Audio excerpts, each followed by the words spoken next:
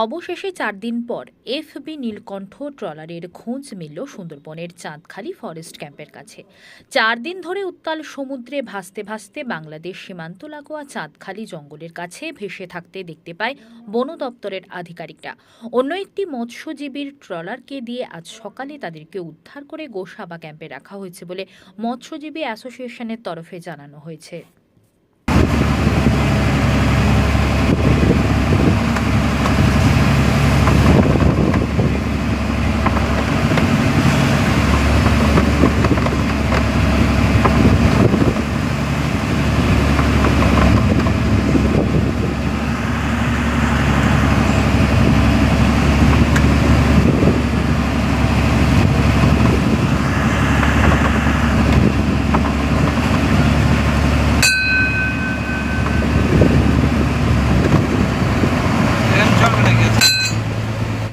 ট্রলারটা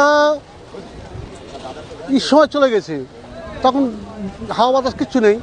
তারপরে এরকম হাওয়া হবে বুঝতে পারেনি, তখন জাল টাল পেতেছে, ঝট করে এরকম পাখা ঘুরছে না। তারপরে একজনে টানলো, সে টেনে আর আনতে পারছে না। এখন কি ওদের কি খোঁজ পাওয়া গেছে? এখানেই আছে, পুবে চলে গেছে। ও ট্রলার ক্ষতি হবে না।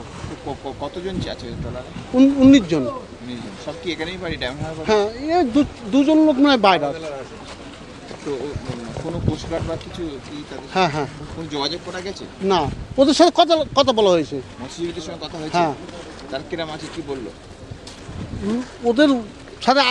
ওদের সাথে পুরোই করা হয়নি, ওরা নিয়ে চলে গেছে বাইরে। এখন কোথায় আছে বা কি করছে? বাইরে আছে।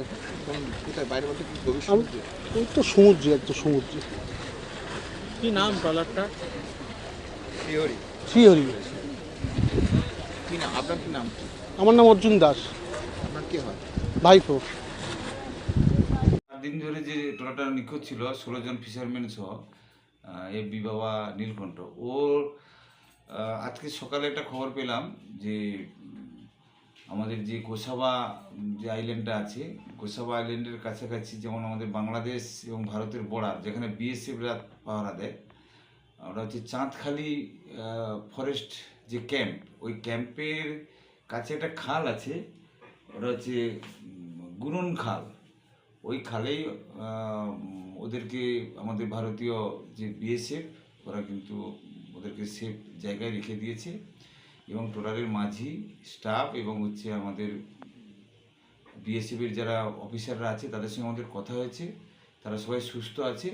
অ্যাকচুয়ালি ওটা হয়েছিল কি, যেখানে ট্রলারটা ছিল ওখান থেকে ওই বাতাসে ওদেরকে ঠেলে ঠেলে একেবারে ওই জঙ্গলের ধারে, যেটা হচ্ছে ভারত বাংলাদেশের জঙ্গলের ধারে, যেটা হচ্ছে গোসাবা, ওইখানেই হচ্ছে ওদেরকে ঠেলে রেখে দিয়েছিল।